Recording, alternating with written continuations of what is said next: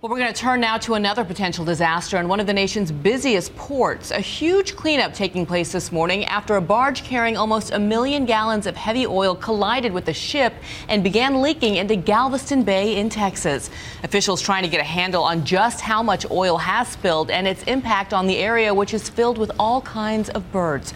ABC's Michelle Franzen is here with the very latest. Good morning, Michelle. Well, good morning, Bianna. The collision was caught on video, but investigators are still not certain who is to blame for the accident that set off the oil spill. The main concern now, keeping the oil contained in the Galveston Bay and from seeping into the Gulf.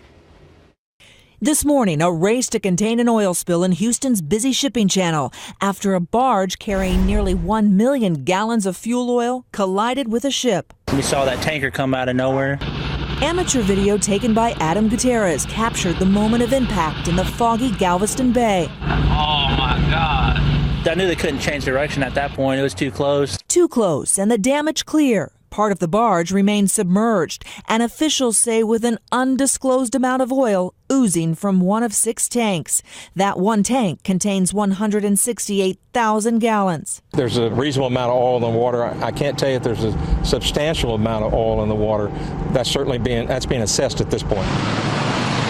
Federal, state, and local agencies launched a massive effort, bringing in containment booms to skim the leaking oil sheen visible on the surface.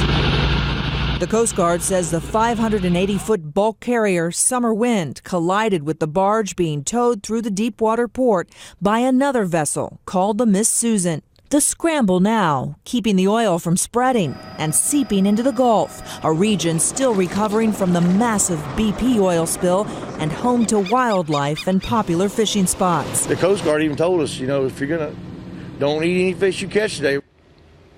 And this morning, they'll be back at it. As many as 20 vessels are staging to help with cleanup operations. Meanwhile, officials say 2 people were taken to the hospital after being exposed to hydrogen sulfide.